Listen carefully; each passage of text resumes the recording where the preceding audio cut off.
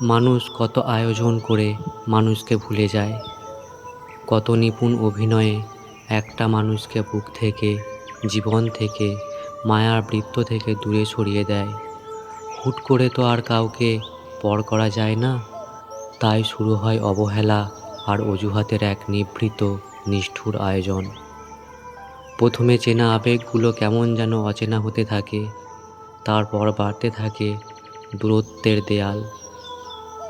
প্রকৃতিতে যেমন কালবৈশাখী আসার আগে আকাশ গুমোট হয়ে থাকে, চারপাশের বাতাস থমকে যায়, তেমনি একটা মানুষকে জীবন থেকে সরিয়ে দেওয়ার জন্য মনে মনে চলে দীর্ঘ প্রস্তুতি।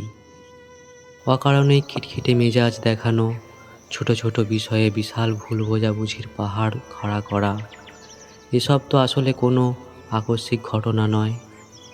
এগুলো হলো সূক্ষ্ম, সুপরিকল্পিত অবহেলা, যা একটা মানুষকে ভালোবাসার চেনা বৃত্ত থেকে তাড়িয়ে দেওয়ার জন্য একটা বিশাল অস্ত্র।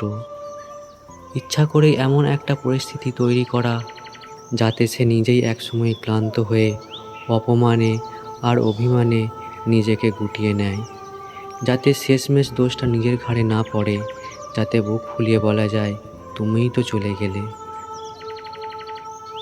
একটা মানুষকে পুরোপুরি পর করে দেওয়ার জন্য মানুষকে কত নাটক সাজাতে হয়, কত কাঠখড় পোড়াতে হয়, অথচ কত সহজে হতে পারতো সব কিছু। শুধু একটা বার সামনে দাঁড়িয়ে বললেই হতো, তোমাকে আর আমার প্রয়োজন নেই। আসলে কাউকে জীবন থেকে তাড়িয়ে দেওয়াটা হয়তো অপরাধ নয়, হয়তো সেটা সময়ের দাবি, কিন্তু তাকে দূরে সরানোর জন্য এই যে সূক্ষ্ম অবহেলার বিষাক্ত আয়োজন, সেই আয়োজনের দেওয়া ক্ষতটা মানুষ মরে গেলেও কোনো দিন ভুলতে পারে না।